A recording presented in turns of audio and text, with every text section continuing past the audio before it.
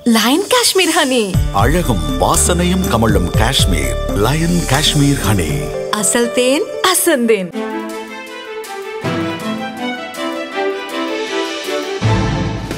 தட்டை, சீடை, முறுக்கு, ரிப்பன் பகோடா, அதிரசம் என்ன வேணாலும் செய்யுங்க. ஒரே ஒரு 5 லிட்டர் இதய மந்த்ரா கடல் எண்ணெய் பேக் ஒரு மாசம் முழுசுக்கும் அத்தனை சமையல முடிச்சு விடலாம். இதய மந்த்ரா. எதுக்கு வந்திருக்கீங்க?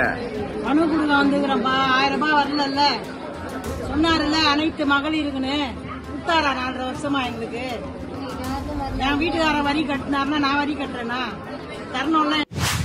தமிழக சட்டசபை தேர்தல் நெருங்கி வரும் நிலையில் இதுவரை மகளிர் உரிமை தொகை கிடைக்காத பெண்கள் தங்களுக்கும் மாதந்தோறும் 1000 ரூபாய் வழங்க வேண்டும் என கூறி போராட்டம் நடத்தி வருகின்றனர். திமுக அரசை பெண்கள் கேள்வி கேட்கும் ஒரு வீடியோவை வெளியிட்டு தமிழக பாஜக முன்னாள் தலைவர் அண்ணாமலை வெளியிட்டுள்ள அறிக்கையில் கூறியிருப்பதாவது: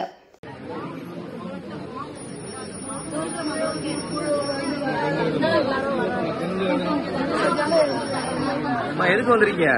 மனு கொடுக்க வந்துக்கிறோம்ப்பா. 1000 ரூபாய் வரல சொன்னாருல்ல, அனைத்து மகளிருக்குன்னு கொடுத்தாரா 4.5 வருஷமா எங்களுக்கு. என் வீட்டுக்காரன் வரி கட்டினாருன்னா நான் வரி கட்டுறேன்னா தரணும்ல.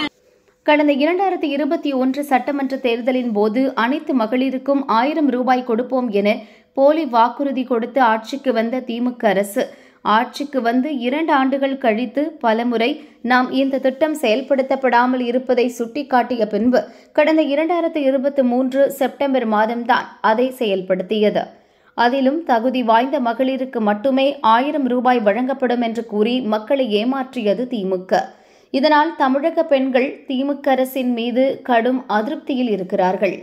அப்படி இருக்க தேர்தல் வரவிருக்கும் நிலையை உணர்ந்து அனைத்து மகளிருக்கும் 1000 ரூபாய் கொடுக்க உள்ளதாக விளம்பரப்படுத்தும் பணிகளை துவங்கியுள்ளது திமுக அரசு.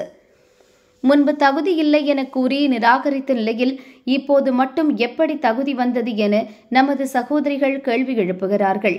அப்படி கொடுக்க திமுக அரசு முடிவு செய்தாலும் தமிழக பெண்கள் உங்கள் மீது கொண்டிருக்கும் அதிருப்தி குறைய போவதும் இல்லை. திமுக மீண்டும் ஆட்சிக்கு வரப்போவதும் இல்லை.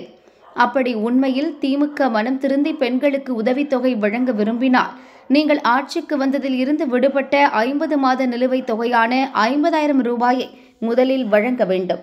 அதுதான் திமுக அரசால் ஏமாற்றப்பட்ட மக்களுக்கு கிடைக்கும் நியாயமாக அமையும் என அண்ணாமலை கூறியுள்ளார்.